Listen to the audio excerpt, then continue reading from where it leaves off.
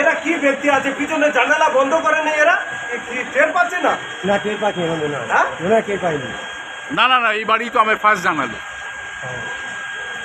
First তো আমাকে এই বাড়ি জানালো। তারপরে তো আমি সোমনাথকে ফোন করলাম। জানালা বন্ধ করছে না কেন?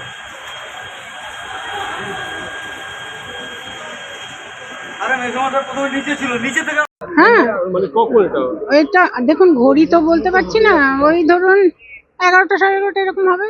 মোমবাতি আমি ফ্রাইডে শুক্রবার দিই, তো আজকে দিয়েছি।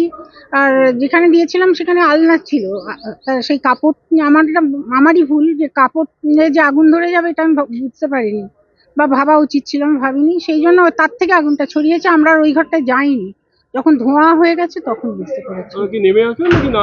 আমরা 3 তলায় ছিলাম, 3 তলা থেকে নেমে দোতলায়। হ্যাঁ, আর খাওয়া দাওয়া আমাদের দোতলায় খেতে এসছি, তখন থেকে আমি ঢুকতে পারছি না, মানে কাশি অন্ধকার একদম। হ্যাঁ, তারপরে তো বুঝলাম ব্যাপারটা। তারপরে যে এরকম বিডিতে একটা 4 নম্বর ট্যাঙ্কের কাছে একটা ফায়ার হয়েছে রেসিডেন্সিয়াল।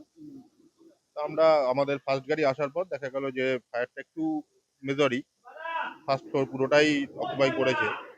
সেই কারণে আমরা আরেকটা গাড়ি পাঠালাম, এখন ফায়ার কন্ট্রোল। সেভাবে তো বোঝা যায় না আগুন লাগার পরে, কিন্তু আমরা যেটা আইডিয়া করছি হয়তো ধূপকাঠি বা আদার্স কিছু ভিতরে জ্বলছিল।